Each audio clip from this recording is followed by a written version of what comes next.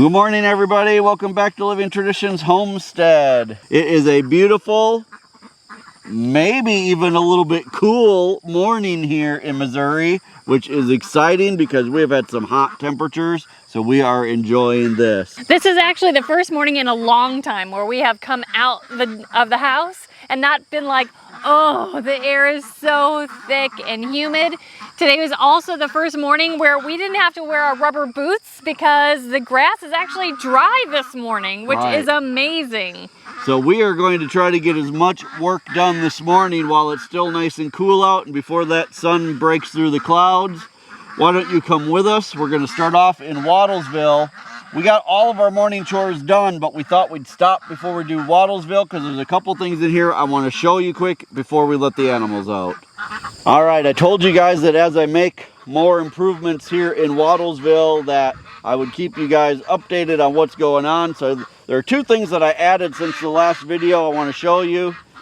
Because we have so many birds in here now, they were having a hard time all eating just out of rubber bowls. So I went ahead and I made 2 of these 8-foot feeding troughs. So now everybody can have plenty of space to spread out and have their morning breakfast. So that is the first thing that we've done. That is working out really well. We've been using them for about a week now. And then the other thing that I did is another thing that we had at our homestead in Arizona that I wanted to recreate here. And this is a watering station for the ducks. These automatic waterers, I've done videos about how to make these in the past out of these cattle mineral tubs. They have holes around the inside or around the outside, and then on the inside there's a float valve. This keeps the water level right at the bottom of these holes so that the animals can stick their head in there and drink out of the waterer. This is just a water heater pan that I made into a lid for this. I just keep a rock on top of it.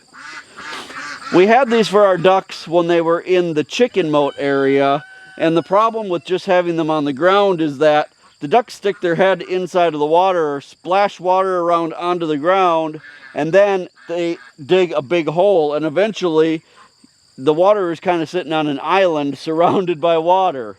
So what we did in Arizona and what I've done here again now is I built this platform so that the ducks need to go up on this platform. This has 1/2-inch plastic coated wire on it. So the ducks walk up on this platform to get a drink. When they splash the water around, it falls underneath the platform and they can't dig and make a big mess. This is actually working out really, really well. There is a little bit of a hole underneath here, which I am going to fill in. That was there. It was an old pig wallow. As soon as I can find somewhere on our property where I can dig some fill dirt, I'm going to fill that in because it really doesn't need to be there. The water needs a place to drain. But this is working out really well. It's preventing the ducks from making a big mess, and everybody has a fresh supply of water all day long, which is essential for the ducks. Well, the ducks and the geese are letting me know that they're ready to come out for breakfast. Let's go get their food and let them out.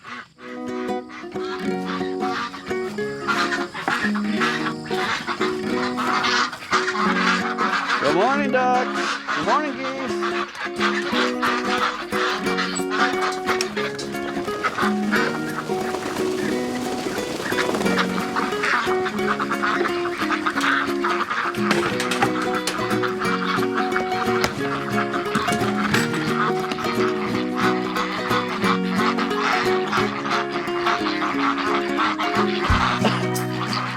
I'm coming with your breakfast.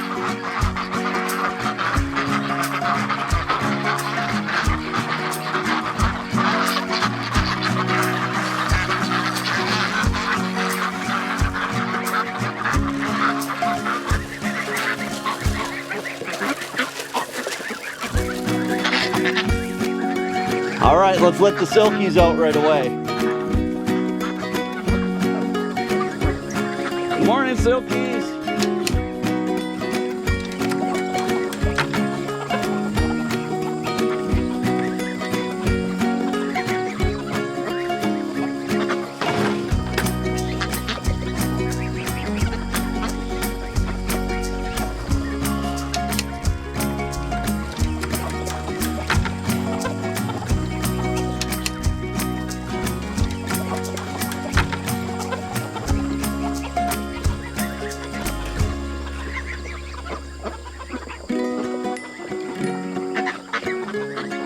Now we've had a lot of questions when we let the birds out in the morning about especially the ducks, how kind of ravenous they are about their eating. We've actually had people say maybe we're starving them and we need to be giving them more food. I'll tell you guys, we actually feed them on the high end of what's recommended for the Pekin ducks. We're giving them just about a half pound, a little over a half pound of food per day per duck.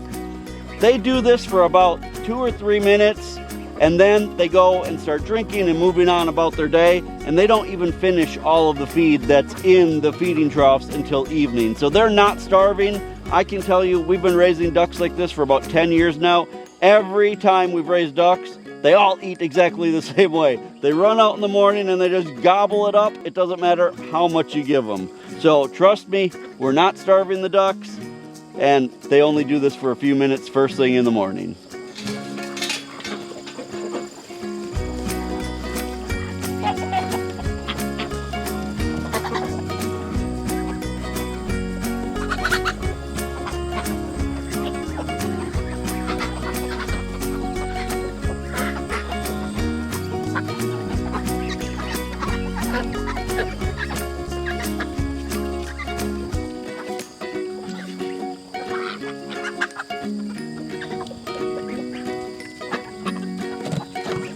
All right, now that morning chores are done, we can really get down to work.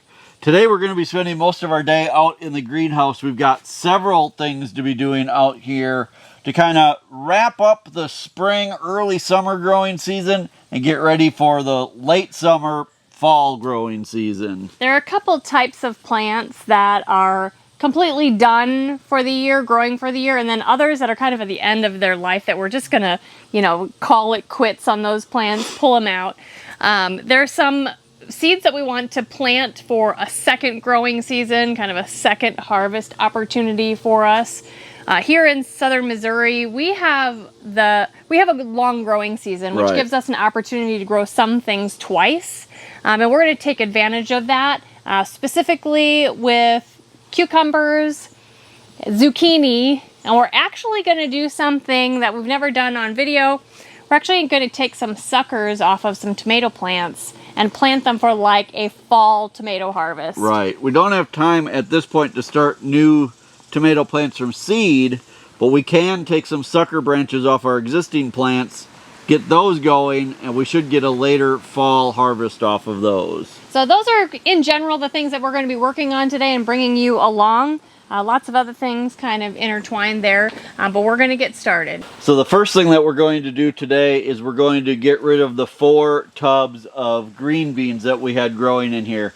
We picked a ton of green beans off of these plants. We had 5 plants in each tub, so we had 20 plants total. They were done producing probably about 3 or 4 weeks ago, but we've purposely left some of the pods on here, and we left the plants in here to completely die back so that we could save seeds for next year's planting. So today what we're going to do is first we're going to go through it. We're going to pick any bean pods that look like they still have beans inside of them. And then later, probably off camera honestly, we'll take these all in the house and we'll save all of the bean seeds for them. But basically, saving bean seeds is really easy. You just let the pods dry on the vine, and then you can see when you crack them open that you've got all of your beans that just are inside, and those are what we'll use to plant again next year. We're not going to plant a second round of green beans this year in the greenhouse. We would have time to do that, but because our pole beans out in the outside garden are still producing so strong, we really don't need a second round of them here in the greenhouse. So for today, we're just going to pick all of the dry pods, put them in a basket, and then we'll pull all of these plants. And then these buckets are actually going to stay empty until fall, and these will be some of the first buckets that we plant with lettuce and things for over the winter.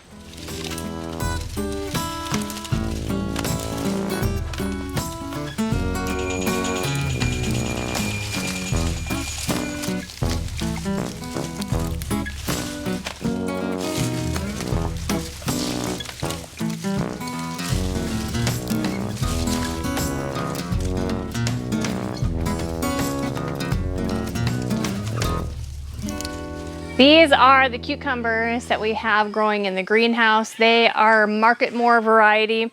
There are still a few on here that we are going to harvest today, but we are ready to change these over to a whole new batch of cucumbers. The plants are looking a little sad. They're looking like they're ready to be pulled. We are going to be planting a different variety, not the Market More cucumber in here, but we are going to be planting Bait Alpha cucumbers here. They're still a climber, but overall they're a smaller cucumber. They don't have the big spines on them like these do. It's just a completely different type of cucumber, although they will climb like this. We have just kind of a string type trellis that has been working really well for us this year. We will be using that again on the new variety of cucumbers. It makes it very easy for these to grow up. It's very easy for us to install. So we're going to continue using this type of thing in the greenhouse. It's also nice this time of year because to, just pull these out, we just need to cut it down. We can just roll it all up and kind of get rid of the plants. So that's what we're going to do today. So let's harvest these cucumbers and then we can start changing them over and planting new seeds.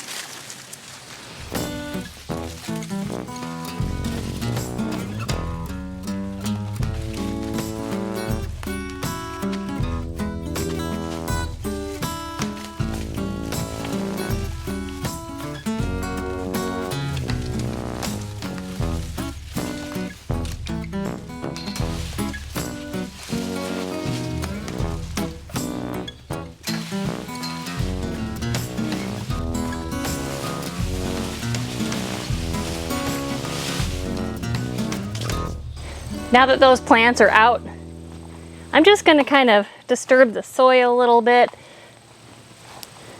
Just kind of mix it in again.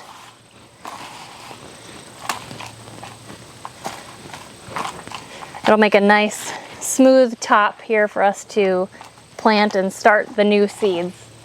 All 4 of these buckets are set to be replanted, and I am going to be putting 2 cucumber seeds per pot. About 1/2 inch down. Again, these are the Bait Alpha, and you can get these from migardener.com. That's where you can order seeds. 2 seeds, about 1/2 inch down. Just lightly cover them.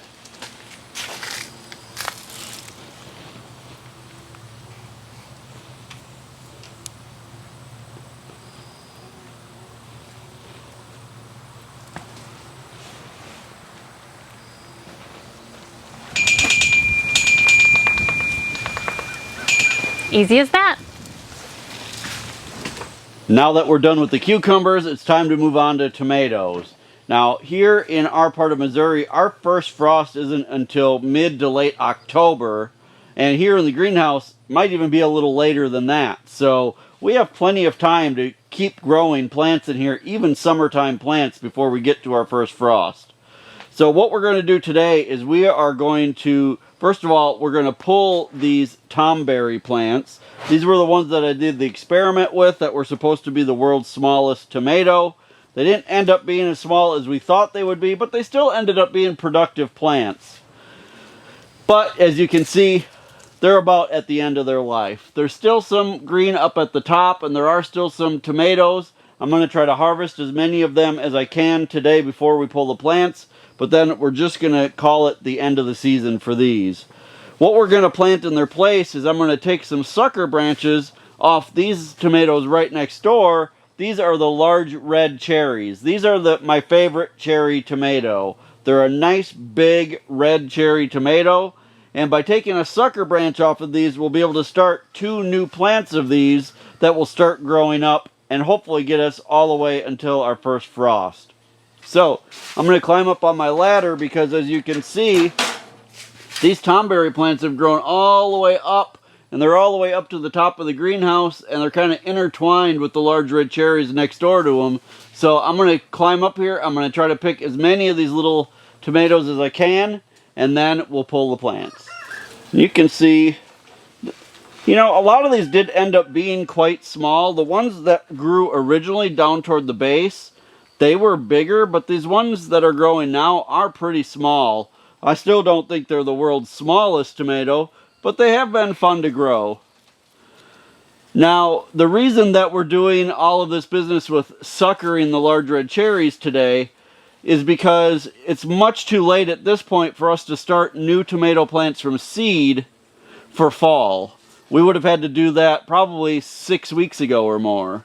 But by taking a sucker branch, we're skipping all of that time, so we can kind of jump into the future and just get right to the part where the plants are already growing. We don't have to wait for seeds to germinate. We don't have to wait for them to start sprouting and all of that. We can just take a piece of an existing tomato plant and plant them. On tomato plants, anywhere you see little hairs on a branch, that will all grow into roots when you plant that in the ground. It's kind of hard to see these guys up here because they're so intertwined. I don't want to hurt the large red cherries that are next to them. I might end up just picking those while I'm up here too. You can see this is all the tomberry up here. And like I said, there are still some green ones up here, but they're just not doing good enough for me to keep them going when I would rather be growing more of the large red cherry. I'm going to move my ladder so that I can... I think it's trying to attack me. It heard that I was going to pull it out. I'm going to get up here and pick these large red cherries. Now, while we're talking about the tomberries, I want to say thank you to all of you who have sent me seeds. I've received seeds from several of you for especially the spoon tomatoes. A lot of you are saying that those are the ones you think I need to try next year. So I will almost definitely be trying those spoon tomatoes next year. But I'm excited for all the different tomato seeds you guys have sent me. You guys know that I've never met a tomato I don't like. Alright, let's get these out of here. We're going to take these individual clips off and just work our way back down. If you haven't seen the video about how we trellis our tomatoes, you can go back and watch that from the spring. But basically, we grow our tomatoes on just a single string that runs up the vine, and then we use these tomato clips that look like this that clip around that string and hold the plant onto that string. So we've just got one string running from the base of the plant up to this pole up here, and then we use these clips to hold it in place, and that's what helps it grow up. So now I need to take all of those clips back off as we work our way down the plant.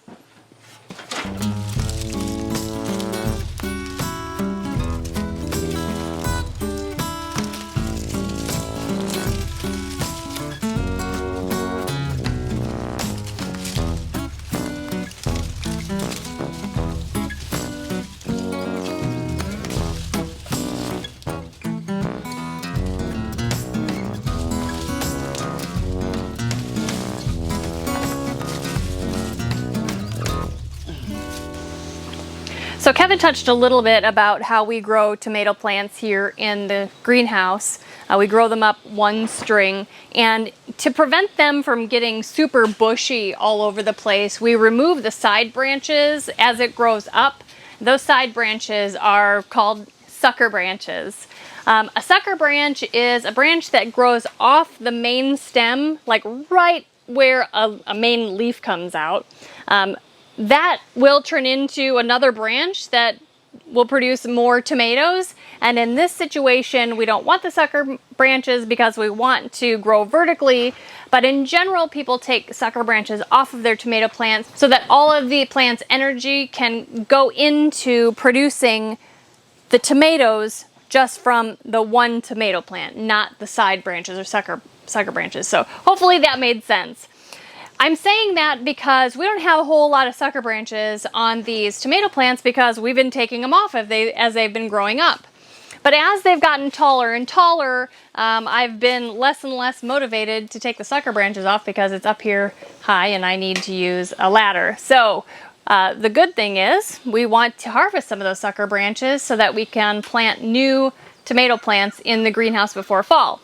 So I want to show you just really quickly what a sucker branch is. I was trying to explain it beforehand, but you can see here the main stem of the plant. So this is the main tomato plant. This branch here is a branch that will grow fruit. It doesn't grow where a leaf grows. Right above it, this here is a tomato leaf, and out of the tomato leaf is a sucker branch. So this branch generally we would remove when growing tomatoes like we grow them in the greenhouse. So we can remove this sucker branch and it will root in the ground or in the soil and turn into a brand new tomato plant. Now this one does have a couple baby tomatoes on them, and I'm actually going to cut those off. Oh no! So that this plant can concentrate on growing taller. We're going to cut these leaves off here because we're going to plant it deep into the ground. And then this, hopefully, will turn into a flourishing tomato plant. So this new tomato plant, or this sucker branch, we're just going to dig a hole in the dirt and we're going to stick it down quite far into the dirt. Now I'm going to water this today, but I'm also going to continue watering it really more often than I water the rest of the tomato plants. This needs to be wet like all the time until it has really great root structure. If you have ever kind of taken a sucker off of a tomato plant and put it in a jar of water, you can see how long it takes to get the roots, which really isn't that long at all. Within a few days you can see tiny little roots starting to grow. But in order for the roots to start growing, this stem needs to be pretty wet for quite a long time. So we did harvest another sucker branch off of that same plant, and I'm gonna move that. I'm gonna do the same thing that I did over there. Just dig a nice hole in there. This soil is so nice and loose I could probably just poke this down into the ground. Backfill. I'm actually gonna get rid of some more of these leaves here.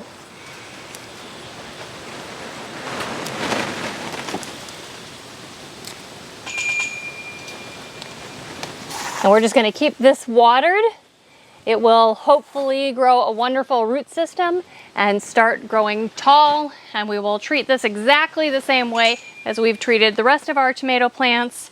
Once it gets bigger, we'll run a string up to the top of the greenhouse, attach it to that single string, continue taking off the future sucker branches, and hopefully we'll get some great harvests before first frost. The last thing that we need to work on in the greenhouse today are zucchini. As you can see, the plants are definitely at the end of their life cycle. They are also being overrun by squash bugs. Now, the good news is we got a ton of zucchini off of these plants. We have 5 of these tubs planted with zucchini plants, and I think Sarah said she picked somewhere between 40 and 50 zucchini off those plants. That's a pretty darn good harvest. But just like the other things we're working on today, here in Missouri, we can plant a second round of zucchini. And the good news is, this time of year, the squash bugs are about done, and they shouldn't really affect that second planting of squash plants. In fact, if you talk to a lot of the old timers in our area, they will tell you to not even plant your zucchini plants until this time of year, because then you pretty much miss the squash bugs. The conclusion we have come to over the past few years is just that we're going to plant this first crop of them knowing that they're going to get covered in squash bugs eventually, but we still get a pretty good harvest up till that point. Then we just pull them, start over, and get a good second harvest as well. There is nothing that we have found that is effective on the squash bugs that isn't a really harsh chemical, and we're just not willing to do that to our plants. And trust me, we've tried everything over the years. So today we're going to pull these plants, we're going to replant new seed, and we're going to hopefully have a beautiful second round of zucchini in another month or 6 weeks.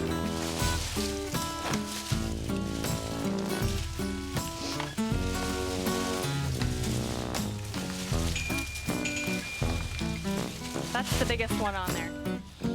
That's the most that's still alive.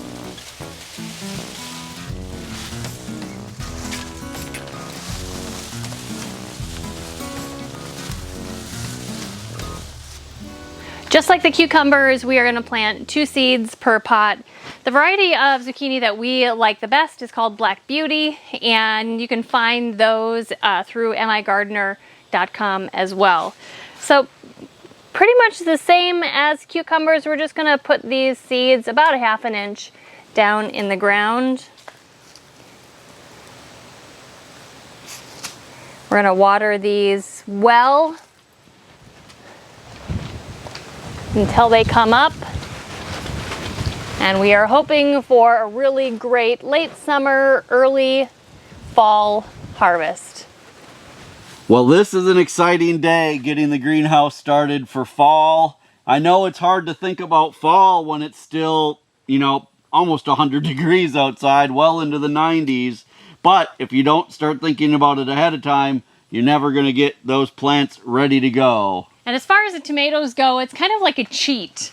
You know, we didn't have to think about starting seeds 6 weeks ago or 8 weeks ago. Right. We can kind of cheat and just steal a sucker branch off. That's pretty awesome, because 6 weeks or 8 weeks ago, we were busy with so many other things. The last thing we wanted to think about was having to start seeds. Right. And this is also a cheat, you guys, to keep in mind that if a time comes when seeds aren't available and there are certain varieties that you like you know how much we love the Jetstar tomatoes. Well, those are a hybrid. We can't save seeds from those, but we can take suckers off of them and then keep that going. And if we really needed to, we could even keep a sucker like that going in the house over winter. We may not get fruit off of it over winter, but we could keep that sucker going and then take more suckers off of that in the spring to plant in our garden and really have a never-ending round of the Jetstar tomatoes. So keep that in mind as kind of a cheat or a shortcut, so you don't always have to be planting seed. So you guys, we are so happy that you joined us today to do chores in Wattlesville and see all the fun poultry out there, and to join us in the greenhouse to do just a little bit of last minute, last of the year, end of the year planting. Hey, if you're enjoying our videos, make sure that you hit the subscribe button, and also remember that the best way that you can help us here on the homestead is just to share our videos on your social media. Until next time, thank you so much for stopping by our homestead. Take care, and God bless. God bless.